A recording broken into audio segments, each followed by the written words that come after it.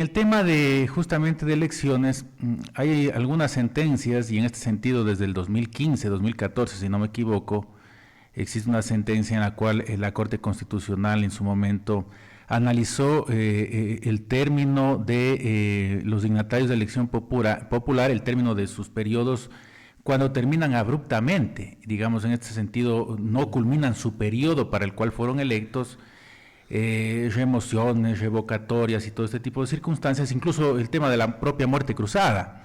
En ese sentido, claro, estos periodos no se contabilizan para el tema de reelección en razón justamente de que no culminaron esos periodos. Entonces, de esa manera, digamos, bajo un principio que se llama de favorabilidad, pues los órganos jurisdiccionales, en este caso Tribunal Contencioso Electoral, también ha emitido algunas sentencias encaminadas en ese sentido.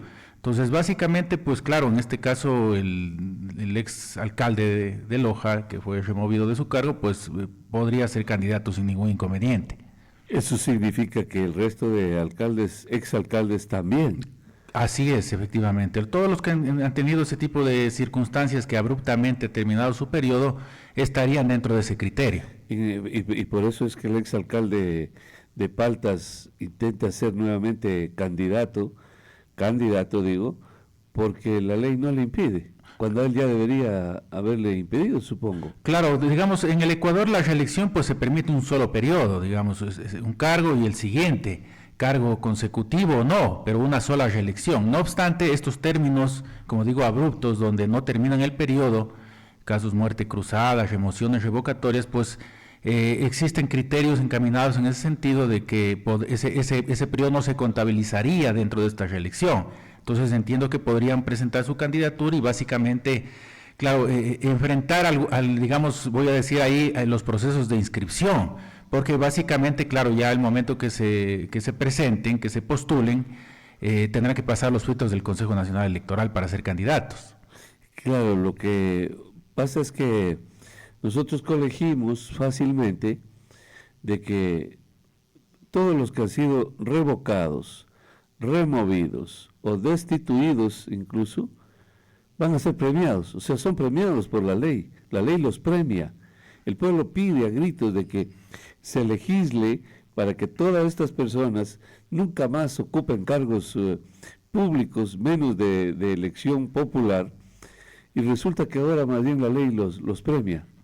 Claro, sí, o sea, en el ámbito de este tipo de sanciones políticas, voy a decir un poco por afinar el término en cuanto a revocatorias y remociones que tienen una consecuencia política. ¿Y destituciones? Sí, en el caso de destituciones, por ejemplo, sí hay un periodo, por ejemplo, cuando son autoridades que son destituidas, voy a decirles... Es que ahí lo dice en la sentencia, claro. Sí, claro. Digamos, hay destituciones que se pueden dar, por ejemplo, ¿qué le digo? Por justicia ordinaria, ¿no es cierto? Hay muerte política para quienes han cometido delitos contra el Estado. Por ejemplo, el expresidente Correa, él tiene una sentencia ejecutoria de firme que no podrá ser candidato nunca más. Por ejemplo, esa es una destitución donde hay una sanción por autoridad jurisdiccional. Claro. Exacto, le digo, reza en la sentencia. Así es, efectivamente, sí. Claro. Entonces, de esa manera, digamos, un poco así está regulado incluso dentro de todos los vacíos que tiene el Código de la Democracia. Y mire que la última reforma fue justamente de este año, 25 de julio del 2025 entró en vigencia la última reforma electoral, en la cual aprobó la Asamblea Nacional casi por unanimidad. Ahí hubieron votos de ADN y de la Revolución Ciudadana para aprobar, en donde pues este tipo de cuestiones que quedan vacíos, obscuridades en la ley, siempre se prestan para interpretaciones futuras, y esas interpretaciones son pues justamente las que generan, voy a decir de una u otra manera, inseguridad jurídica. Gracias, doctor. Eso nos servirá a nosotros de aquí como punto de partida para entender todas estas... no sé si decirle galimatías jurídicos, pero la verdad es que es legal, ellos están dentro del marco legal y nadie podrá objetar esas candidaturas. Entiendo que nadie puede objetar. O sea, a ver, digamos, un proceso de inscripción tiene objeciones, impugnaciones y todo ese tipo de circunstancias, o sea... voy a decir, ese derecho no se prohíbe a las otras organizaciones y a los otros sujetos políticos. A la final, esa decisión en última instancia, en periodo electoral, llega al Tribunal Contencioso Electoral, y habrá que ver si el Tribunal Contencioso Electoral mantiene ese criterio. O hace caso omiso de la claro, sentencia porque de la una u otra Corte. manera el tribunal no siempre ha mantenido un criterio, voy a decir, igualitario en todos los procesos. O sea, han habido sentencias, un poco voy a decir, que han causado bulla en el ámbito jurídico por parte del tribunal, y ellos serán los que tengan la última palabra, voy a decir, Claro. en este tipo de procesos de inscripción. Claro, muy disímiles a veces, ¿no? Así es. Claro, ya. Lo entendemos. O sea que si alguien objeta a esta gente y el Tribunal Contencioso Electoral puede dar luz verde o luz roja y se queda. Claro, es la última. Es la última palabra. Incluso mire que en el proceso electoral anterior hubo una sentencia un poco criticada, voy a decir, desde todo ámbito, respecto de la candidatura de Jan Topic. Y esa sentencia fue del Tribunal Contencioso Electoral. Fueron a la Corte Constitucional y como se estuvo en periodo electoral, la Corte se inhibió de conocer en razón de que dijo que respetaba el tema de materia electoral en última palabra para el Tribunal Contencioso Electoral y por lo tanto esa sentencia, por ejemplo, quedó infirme.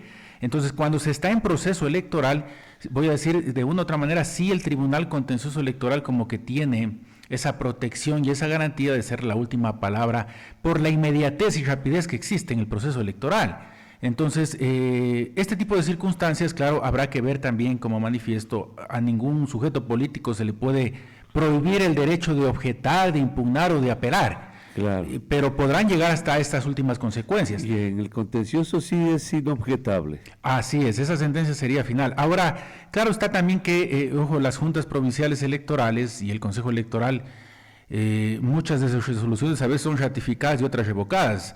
A la final, tampoco se le limita el derecho que puedan inscribir la candidatura. Podrán postular, podrán seguir el procedimiento, presentar su formulario, su lista, su candidatura y, lógicamente, tendrán que seguir todo ese trámite que ya se establece en un proceso electoral. Ya, muy bien, queda clarísimo, doctor.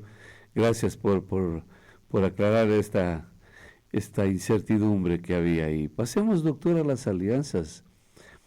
Otra vez ahí también otra inquietud ahí, otra incertidumbre ahí.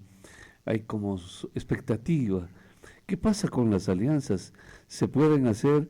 Usted va a decir sí, pero ¿cuáles son las repercusiones, hablando en términos legales, porcentuales? ¿Qué va a pasar con eso?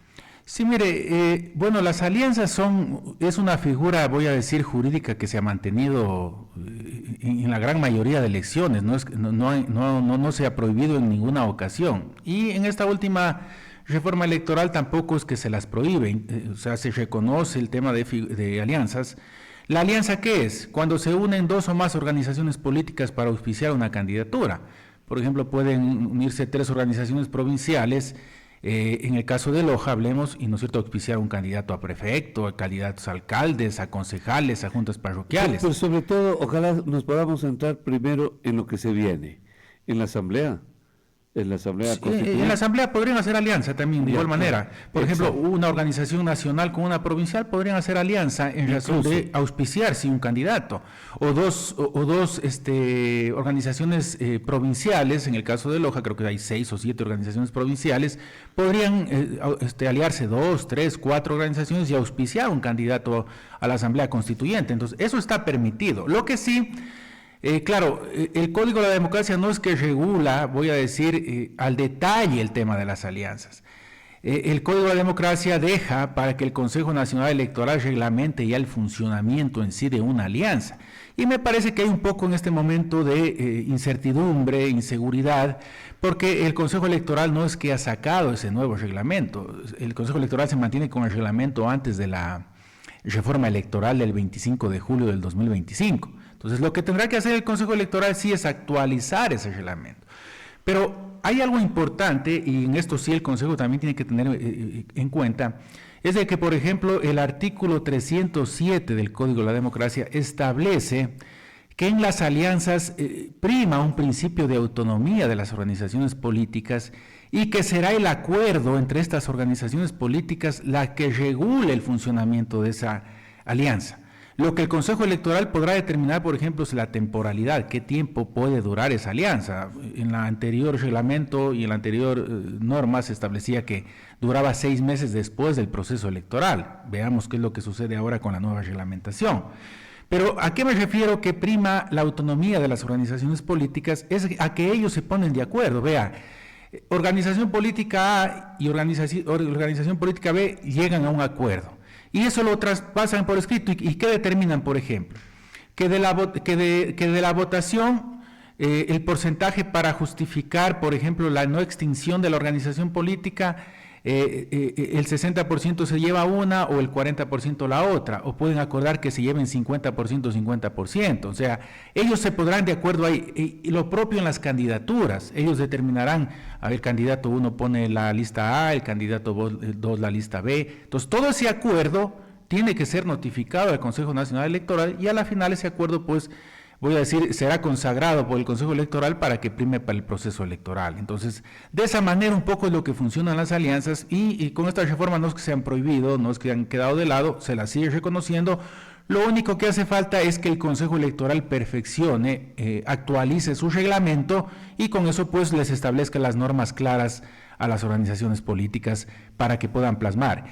Un tema adicional también que sí consta actualmente es de que estas alianzas, por ejemplo, tienen que constituirse 15 días antes del inicio del periodo de inscripción de candidaturas.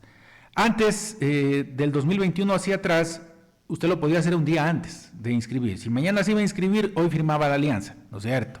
Yeah. Pero si hoy inicia el proceso de inscripción, usted la alianza tenía que tenerla 15 días atrás. Si no la tiene 15 días atrás del inicio del periodo de inscripción de candidaturas, pues lógicamente no podrá constituir ningún tipo de alianza. Entonces, eso también demanda a que las organizaciones con tiempo puedan armar sus procesos de democracia interna, puedan hacer sus alianzas y en razón de eso, pues lleguen con la documentación en regla para poderse inscribir. Claro, pero, doctor, ¿y los porcentajes? O sea, ¿cómo los determina el reglamento? No, eso lo determina la alianza. Ellos se ponen de acuerdo. Por eso decía yo que... Pero les autoriza el reglamento. Claro, la ley, el 307 del Código de la Democracia determina que su funcionamiento, su estructura, su constitución, la determinará el acuerdo de las partes, en este caso el acuerdo de las organizaciones políticas. Entonces, ellos ahí en ese documento plasmarán con su propia autonomía justamente estos porcentajes de cuánto se van a dividir y cosas por el estilo. En su momento también, por ejemplo, ellos reciben un beneficio adicional que es un porcentaje. Las organizaciones políticas tienen este fondo de promoción electoral para prensa escrita, radio, televisión y vallas publicitarias y medios digitales actualmente. Entonces, ahí también el Estado les da un fondo adicional cuando se constituyen este tipo de alianzas en razón de incentivar las alianzas. Ahora, aquí también vale la oportunidad para precisar algo, doctor Freddy, es de que actualmente está aprobada una pregunta para el 16 de noviembre respecto del financiamiento de organizaciones políticas. Pero tenemos que estar en claro que no es respecto del Fondo de Promoción Electoral, es únicamente respecto del Fondo Partidario Permanente. Financiamiento público hay dos aristas. Sí. La uno es el Fondo Partidario Permanente que se le da a las 7 organizaciones políticas nacionales más votadas, que bordea alrededor de 6-7 millones de dólares cada año que les da el Consejo Electoral, que debe ser destinada exclusivamente para investigación, capacitación y temas de políticos internos de la organización política. Nada de viajes ni nada de eso. Eso les van a quitar. Ese fondo, si es que la pregunta gana, ese fondo se quita. El otro fondo, que es promoción electoral para difundir sus candidaturas en proceso electoral, ese fondo no se topa.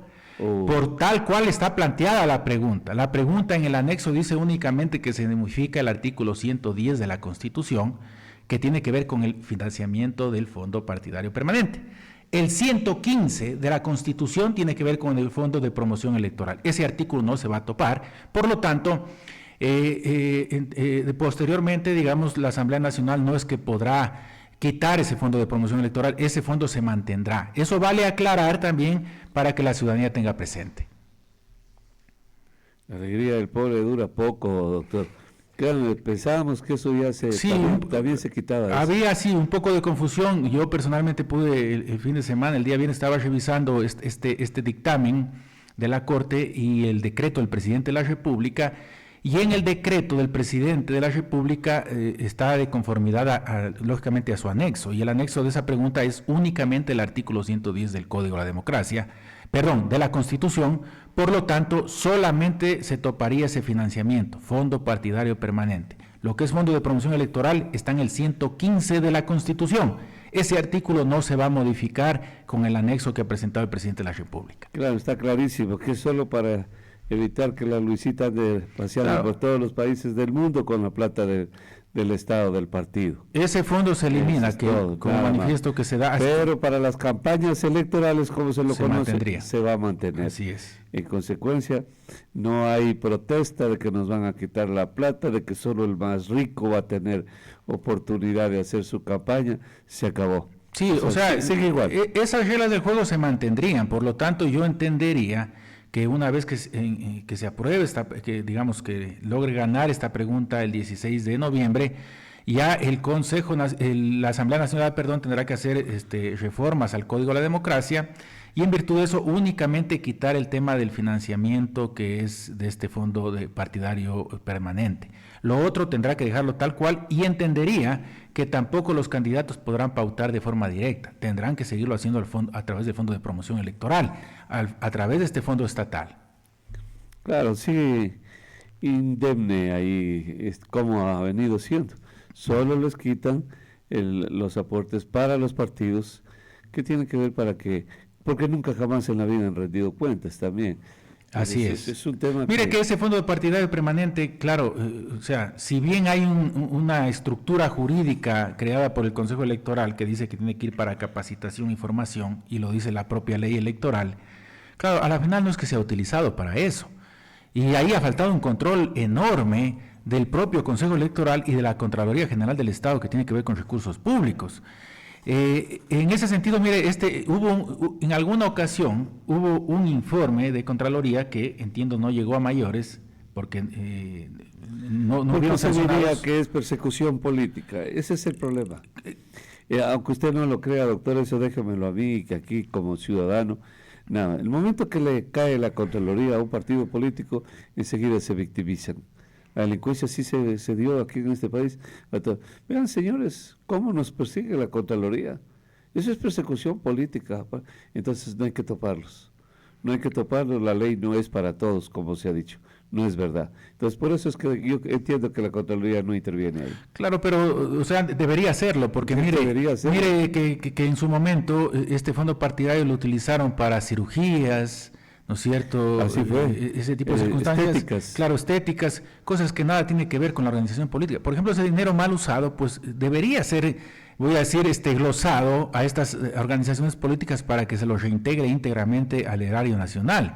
Pero lamentablemente eso no sucede. Entonces, un poco este es el fondo que efectivamente es el que, si gana la pregunta, pues el 16 de noviembre sería el que se elimine de la Constitución de la República y el Parlamento también, lógicamente, tenga que eliminarlo y quitarlo de ahí.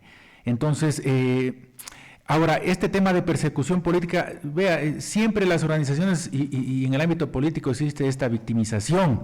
Voy a decir que las organizaciones establecen que se las está persiguiendo, cosas por el estilo, pero yo creo que ahí debe haber una respuesta clara de estas entidades, demostrar con los documentos, vea, esto es lo que sucede, esto se ha encontrado, estos son los hallazgos, y de esta manera se está sancionando por estas circunstancias, y dejar claro al menos ante la ciudadanía, que creo que es la que importa, respecto de que si se inicia un procedimiento, pues es porque lógicamente hay facultad para hacerlo y porque existen circunstancias que determinan que no se ha utilizado bien ese dinero y de esa manera sancionar. Caso contrario, tampoco las instituciones creo que podrían estar al vaivén de la coyuntura política o de lo que digan las organizaciones políticas. Claro, eso es un Estado fuerte donde se respete el Estado de Derecho. Así es. Ahí funcionaría todo eso, pero donde todo es vulgaridad, todo es populismo, entonces se degrada todo eso.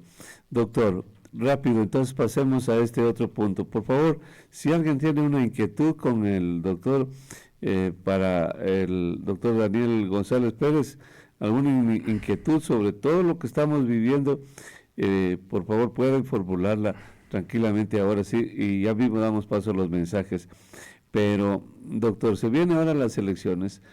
¿Cuál es la primera que se viene? La consulta. Así es, 16 de noviembre. La consulta se viene el 16 de noviembre. ¿Puede recordarnos ahí? Par de preguntas o sea, ¿cuál es? Es como un antecedente a la consulta, ¿correcto? Así es. A ver, En este momento están 3 preguntas aprobadas para el 16 de noviembre que el pueblo ecuatoriano se pueda pronunciar. La primera es respecto de las bases militares que se pueda permitir que se instauren en el Ecuador. La segunda pregunta tiene que ver justamente con el financiamiento de las organizaciones políticas en cuanto a este fondo partidario. Y la tercera es si el pueblo ecuatoriano está de acuerdo a que se convoque a una Asamblea Nacional Constituyente. Entonces, esas 3 preguntas están hasta el momento. No obstante, la Corte el último fin de semana aprobó también la pregunta que puede ir por enmienda, que podría incorporarse respecto de la reducción de asambleístas. Esa ya tiene dictamen favorable también de la Corte Constitucional. Faltaría únicamente que el presidente envíe el decreto al Consejo Electoral para que se incorpore esa cuarta pregunta. Y de igual manera, otra pregunta que la Corte aprobó es la de los casinos, que puedan darse los casinos.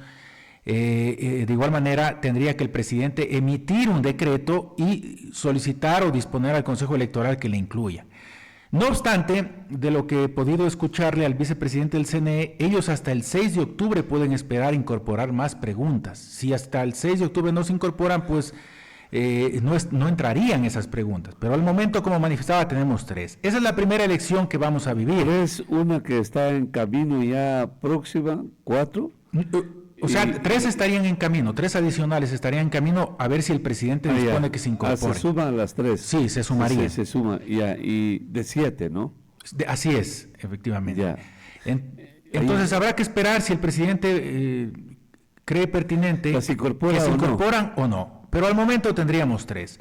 Ahora, de las 3, creo que un poco la que podría variar, voy a decir notablemente, el escenario político del país es la de la Asamblea Constituyente, porque si se aprueba esa pregunta, el Consejo Electoral, una vez que se publiquen esos resultados, tendría que organizar el proceso para elegir los asambleístas constituyentes, 80 asambleístas constituyentes que nos representarían para hacer una nueva constitución.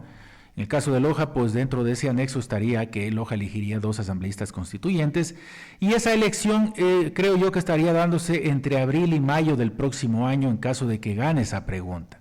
Ahora, esa asamblea constituyente, una vez que se instale, ¿no es cierto?, luego de esta elección, tendría 6 meses para hacer la nueva constitución, por lo cual nos llevaría a finales ya del próximo año. Doctora, solo un segundo. Una vez que se apruebe esta consulta, ¿qué tiempo hay para otra elección que vendría a ser? ¿Qué dice la ley ahí? Ahí dice, ahí se articula y se hace de acuerdo al anexo. El anexo dice que en 90 días el Consejo Electoral tendrá que hacer el cronograma electoral y convocar a elecciones. Yeah. Entonces, en ese cronograma electoral el CNE tendrá que poner qué tiempo le va a llevar la elección de asambleístas constituyentes. Yeah. Quedaría delegado a ellos que hagan ese cronograma para electoral. Asambleístas constituyentes. Así es. ¿Y es igual que diputados o no? ¿Asambleístas o no? Similar, o sea, se va a aplicar método de Hunt. No, en los números de reparto en las provincias. No sería similar porque estamos hablando por favor, eso de 80 asambleístas constituyentes. Actualmente tenemos 150. ¿Eso quién lo determina? ¿El presidente? El presidente lo determinó ya en el estatuto. En el estatuto que está en la pregunta, que fue aprobado por la Corte Constitucional, se establece número de asambleístas 80. Método de adjudicación de escaños, el método de Hunt, que es un método que efectivamente favorece a las mayorías.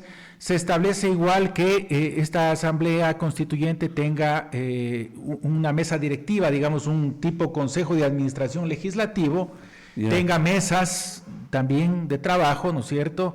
Y en razón de eso, el Consejo Electoral lleve ese proceso electoral, 90 días tiene para convocar y hacer el cronograma electoral. Entonces, desde mi punto de vista, yo creería que si se logra aprobar esta pregunta, a lo mejor en el mes de mayo del próximo año estaríamos ya dentro del proceso para elegir a asambleístas constituyentes. Ahora, una vez que se elijan, hablemos que mayo, por poner un tiempo, ¿no es cierto?, estos constituyentes tienen 6 meses para hacer la nueva constitución, por lo cual estaríamos ya hablando casi finales del 2026, ¿no es cierto? Yeah. Y ese sería el trabajo que tendría esta asamblea constituyente. Una vez que termina de hacer esa nueva constitución, tiene que entregarle al presidente de la República y el presidente tiene que convocar a un nuevo referéndum para que el pueblo se pronuncie respecto de esa constitución, si está de acuerdo o no. lo cual creo yo que podría empatar con las elecciones seccionales de febrero, marzo del 2027. Ya. Entonces ahí a lo mejor tengamos, aparte de elegir autoridades seccionales, tengamos que elegir pues el aprobar o no esta nueva constitución que tiene que ser aprobada por la mayoría del pueblo ecuatoriano. Ya, muy bien. Entonces, para Loja, ¿cómo quedaría, por ejemplo? Para Loja, de acuerdo a este estatuto dado por el Consejo, por el presidente, ya y aprobado por la Corte y el Consejo Electoral, Loja elegiría 2 asambleístas constituyentes, con el método de adjudicación de escaños. ¿Qué quiero decir? Con el método de Hont. ¿Qué quiero decir con eso? Por ejemplo, que la organización política más votada, en este caso, tenga el primer escaño, y ese vaya a la asamblea. Claro, y vaya a la asamblea, y entendería yo que por ese método, claro, tendría que sacarle más de 2-1 esta organización para avanzar a llevar 2 asambleístas. Caso contrario, pasará lo que un poco pasó en esta última elección de asambleístas. Claro. A lo mejor las 2 organizaciones que en su momento estuvieron más votadas, fue ADN y Revolución Ciudadana, llevarían 1-1. Digamos, ese sería un poco el escenario que podría plasmarse para esta próxima Asamblea Constituyente, en caso de que pase esta pregunta del 16 de noviembre, que lógicamente pues estamos todos a esa expectativa. Todas las preguntas son individuales. Individuales, claro, cada pregunta tiene 2 casilleros, tendrá 2 casilleros sí o no, y de esa manera pues el Consejo Electoral tendrá que contabilizar y tendrá que tener pues la mayoría de votos para poder, en ese caso, esa pregunta ser aprobada.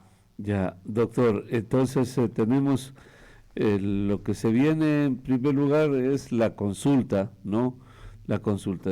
Y de la consulta pues se determina de nuevo también otras elecciones futuras, ¿no?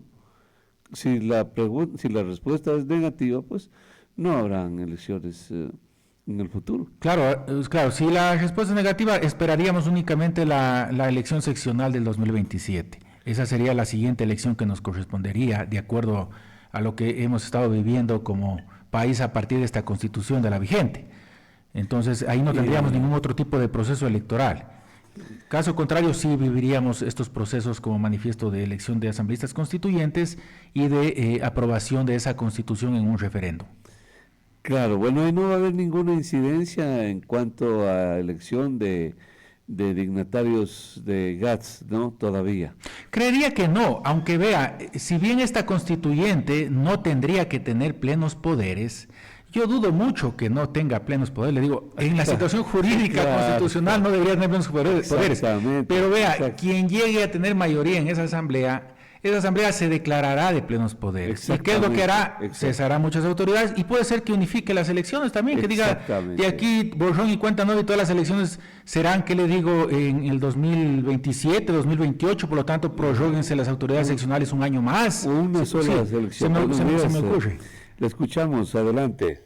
Sí, buenos días. Le quería hacer una preguntita al señor experto. ¿Qué de cierto hay que se menciona que los artículos que las preguntas de la consulta popular son inconstitucionales? Yo le escuchaba una vez a un experto y me puse a investigar. Realmente yo no soy abogado, pero según lo que le escuchaba, por ejemplo, dice, si usted abre la Constitución, dice título 1, elementos constitutivos del Estado, dice. Y en el artículo 5 menciona que el Ecuador, por ser un territorio de paz, no se permite el establecimiento de bases militares. Entonces cualquiera dijera, bueno, con una consulta se podría modificar eso. Sin embargo, menciona en el artículo 441, dice la enmienda de uno o varios artículos de la Constitución que no altera la estructura y que no afecta los elementos constitutivos del Estado, se puede hacer mediante referéndum. Entonces, en el artículo 441, la pregunta es si es que se desea de poner o no bases extranjeras, sería inconstitucional. Obviamente yo también estoy de acuerdo en que existan bases extranjeras, pero aparentemente este análisis sería inconstitucional. ¿Qué nos podría decir al respecto? Gracias. Sí, mire, para reformar la Constitución hay 3 caminos: enmienda, reforma parcial y asamblea constituyente.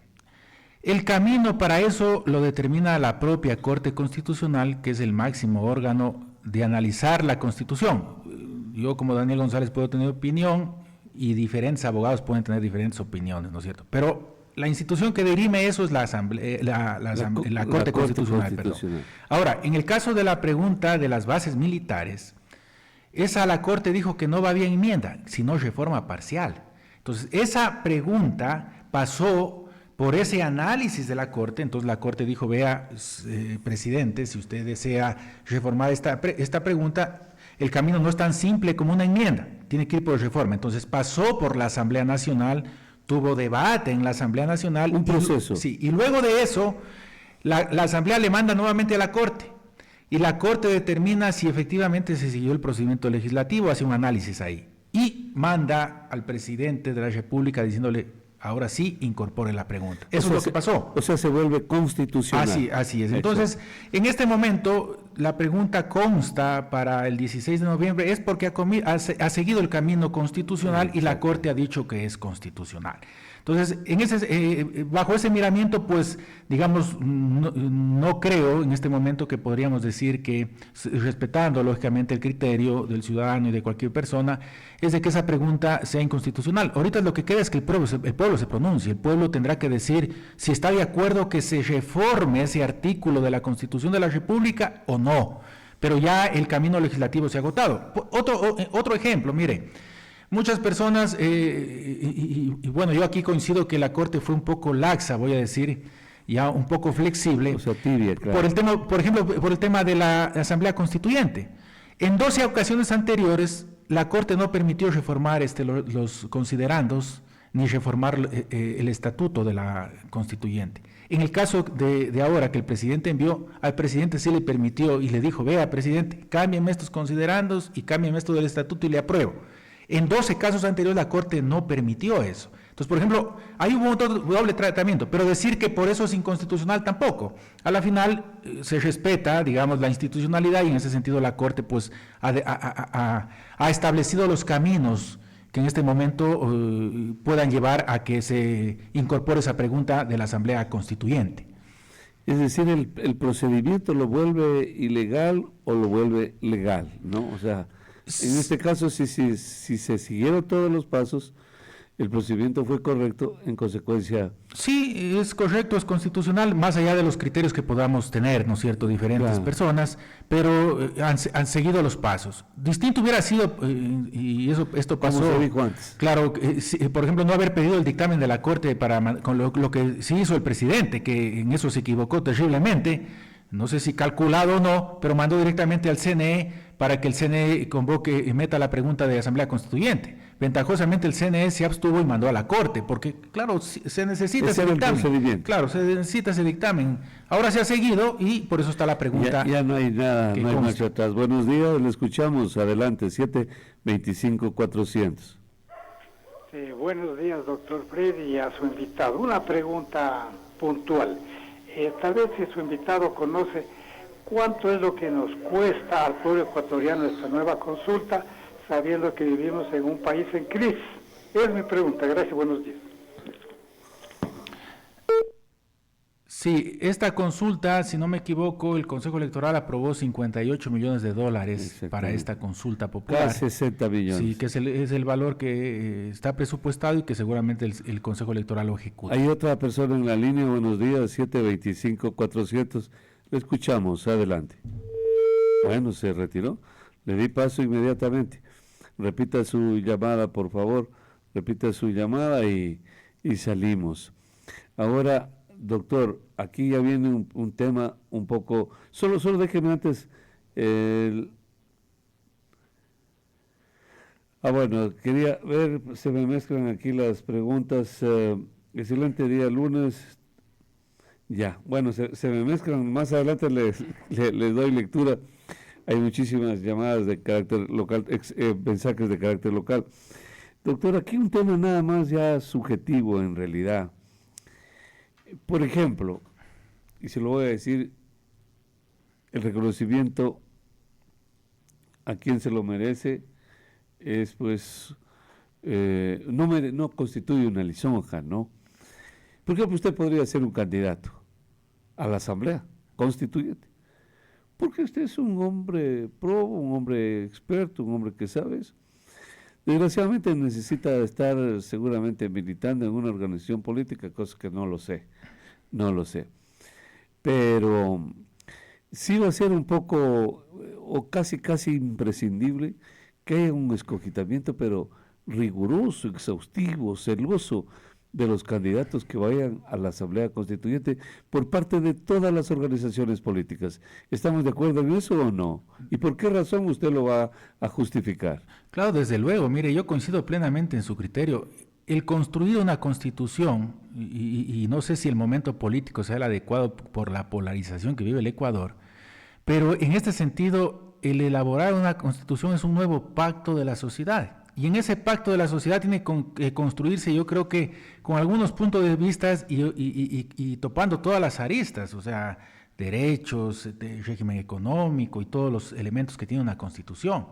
No obstante, claro, el gran desafío nuevamente está en las organizaciones políticas, en asumir con responsabilidad, voy a decir, el que tener candidatos que lógicamente vayan para ese propósito. Ahora yo me pregunto, y suelo reflexionar, ¿a los dueños de los partidos les conviene tener gente crítica, gente que conozca, o les conviene gente que vaya únicamente a alzar la mano respecto de proyectos ya hechos, ¿no es cierto?, o ya construidos en otros lados, como sucede en la propia Asamblea Nacional y como ha sucedido en los parlamentos en los últimos años? No voy a decir únicamente este parlamento.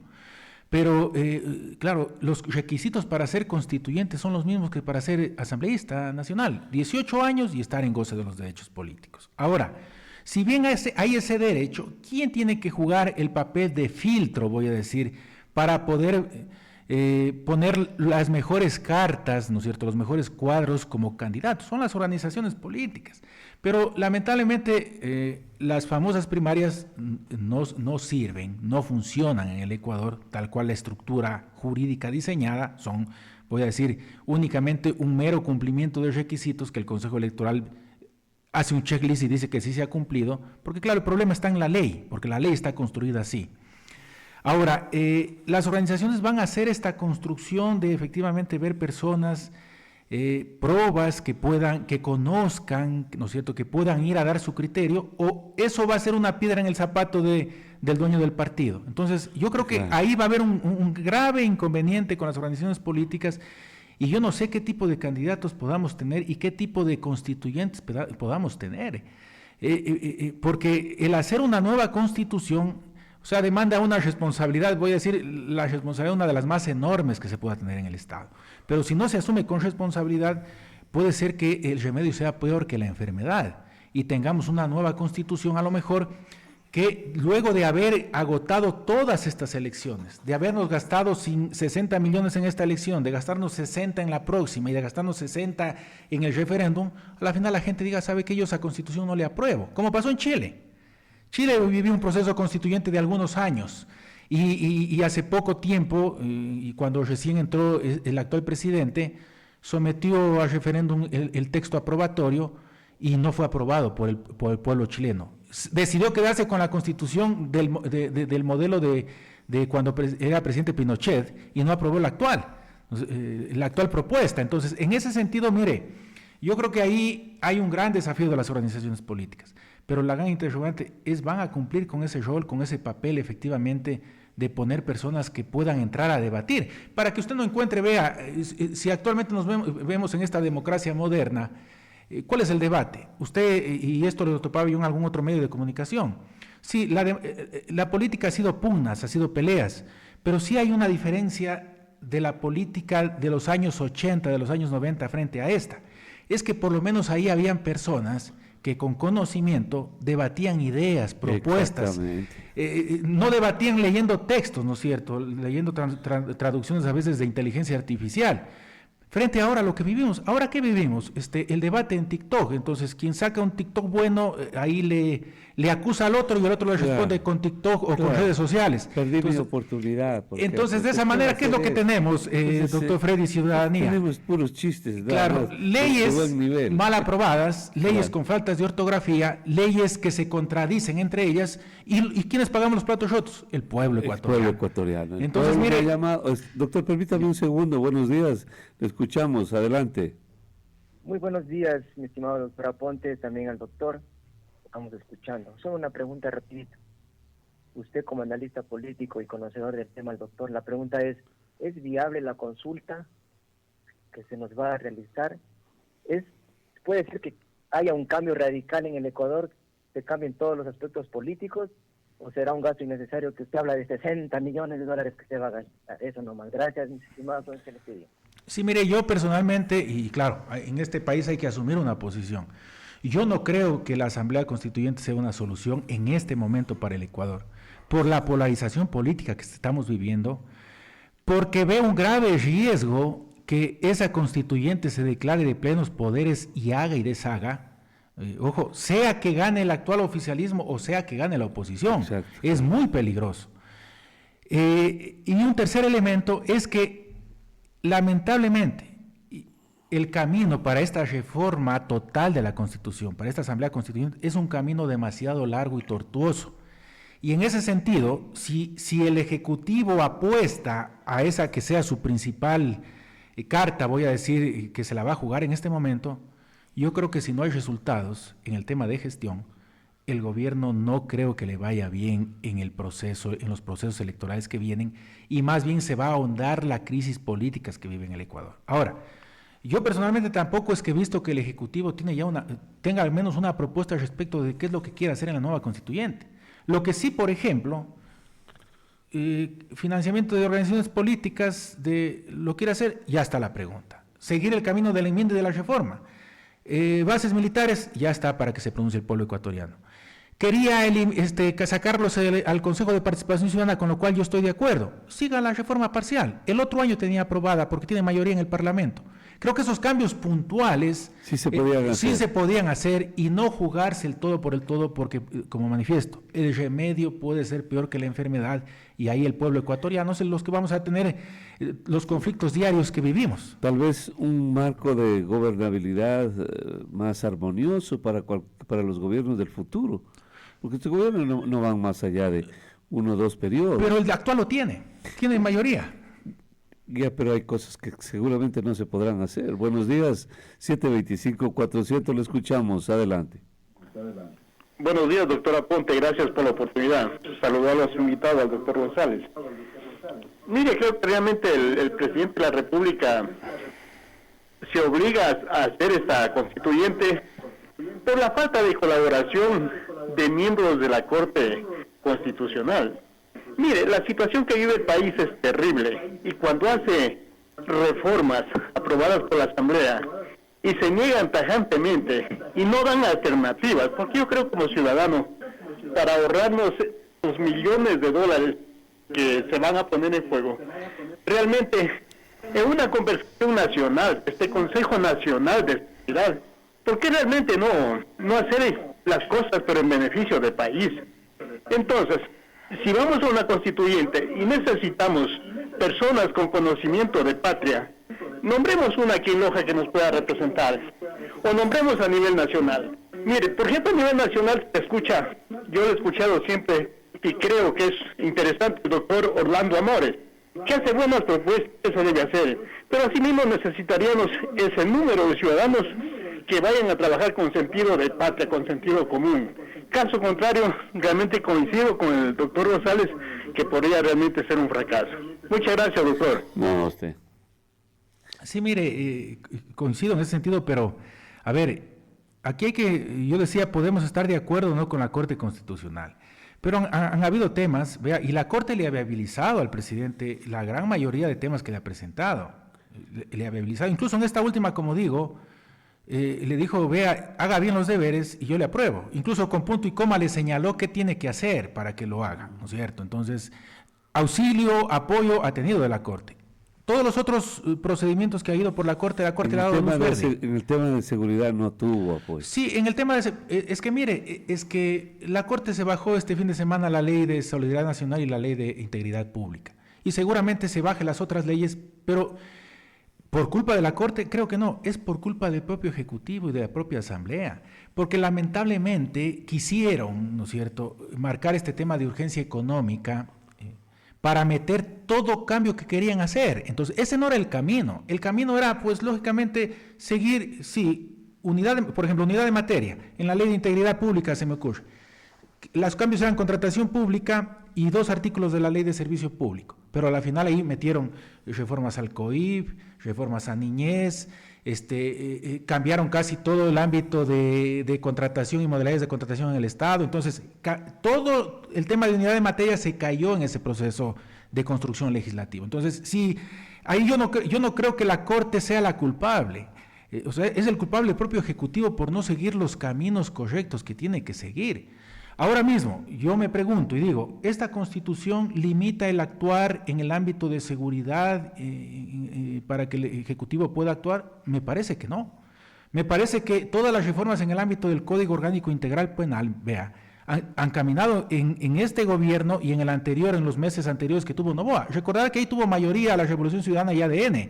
Todos esos cambios que hicieron al Código Orgánico Integral Penal para reducir el tema de muertes violentas en el Ecuador. Recordará también que ya tuvimos una consulta popular, en donde esa consulta popular también el eslogan fue para combatir las mafias, el narcotráfico, la inseguridad. Todos esos caminos ha tenido el presidente y ha tenido el respaldo, incluso del pueblo ecuatoriano. Entonces me parece que a lo mejor, como manifiesto, no sea la solución la constituyente. Con un dato adicional, todas estas refundaciones, todas las refundaciones que ha vivido el Ecuador, ¿para qué han servido? Para poner las condiciones de los grandes atracos que ha tenido el Ecuador. Y en ese sentido, si ponemos ejemplo las 3 últimas constituciones, el retorno a la democracia, ¿qué permitió esa constitución? Poner las bases, las condiciones para la securitización de la deuda. Bueno, acabar con la dictadura primero. Sí, claro, esa fue una de las situaciones primordiales, pero el tema es que la letra pequeña no siempre leemos los ecuatorianos, ¿no es cierto? Pero fue la Constitución que permitió este gran atraco de la securitización de la deuda, donde cerca de 1.000 millones se perdieron para el erario nacional. La segunda, la del 98, el tema del feriado bancario. Y la actual, la del 2008, que si bien en el ámbito de derechos y todo este tipo de circunstancias, yo personal estoy de acuerdo, ha servido también para que existan grandes atracos en el Ecuador, en el ámbito de sectores estratégicos.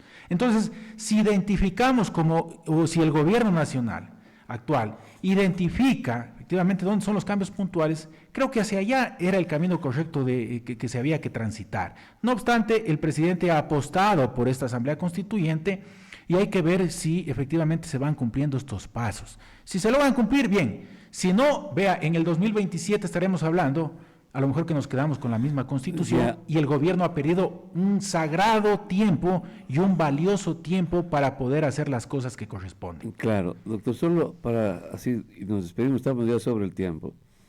Fue oferta de campaña. Cuando ya no iba la constituyente, hasta la misma oposición le empezaba a decir, ya ven, ofreció la constituyente y no lo ha cumplido. Entonces ya no se puede, tome cuenta, doctor, que este país es ingobernable. Entonces cuando ya cumple y la convoca, pero eso no sirve para nada. Ya eso es demasiado gasto, ya no se puede. Es que créame que en este país lo único que toca es coger 4 maletas y largarse de este país, porque es ingobernable, doctor. Tenemos que apuntarle a eso también y ser serios. O sea, vaya y póngase en el lugar del presidente, y no puede. La Corte Constitucional también actúa de manera discrecional, nótele usted. O sea, en unos casos sí, en otros casos no.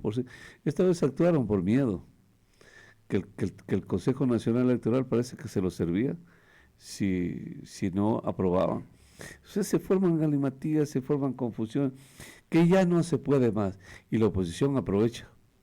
Pero ya nadie se acuerda, pues, que los primeros días dijo que no va a la constituyente y empezaron a burlarse de que no va a la constituyente pese a haber sido un ofrecimiento de campaña. Cuando ya la va a cumplir, que por qué tanto gasto.